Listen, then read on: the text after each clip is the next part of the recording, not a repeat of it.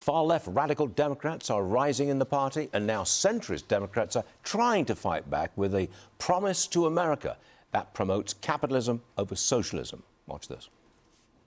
I call myself a new kind of old-fashioned Democrat, someone who believes in the traditional values. Like I said, we're capitalist, not socialist. We believe in safety, not lawlessness. We're proud of America, not ashamed of it. We believe in fiscal discipline.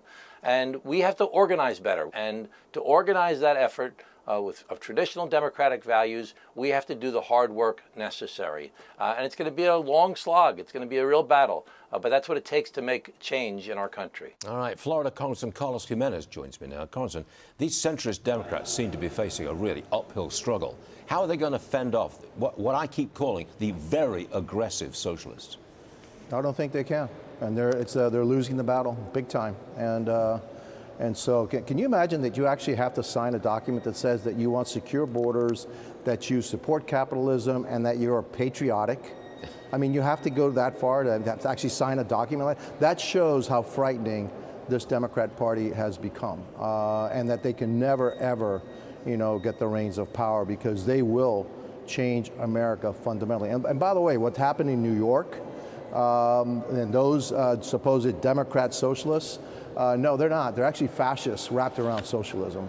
And there are some images coming out of New York that are frightening to me. Yeah. Things that I've seen, I've seen images like that, back in the 30s in Germany. Yeah. And so this is what's happening now to the Democrat Party. And there's 13 of them. 13 of over 200 have signed a pledge that they're patriotic, they like capitalism, and they want secure borders. That in itself shows you the state of the Democrat Party today. It's a statement of weakness to start with. Yes, absolutely. Let's move to different theatre.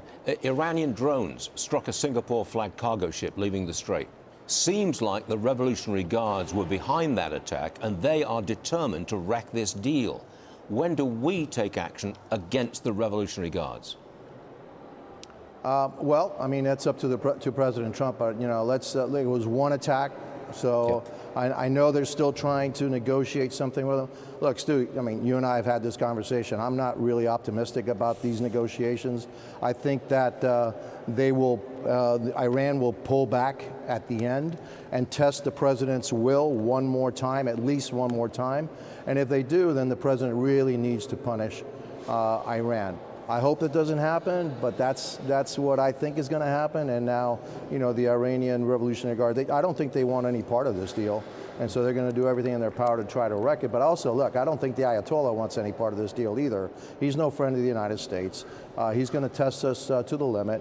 And I think they're going to miscalculate. They're miscalculating, the president. The president is bending over backwards. But at the end, if they do turn their backs on this deal, I think they will suffer the consequences. Got it. I'll leave it right there. Congressman Gimenez, thanks very much for joining us, sir. Always a pleasure. Thank you. Thank you.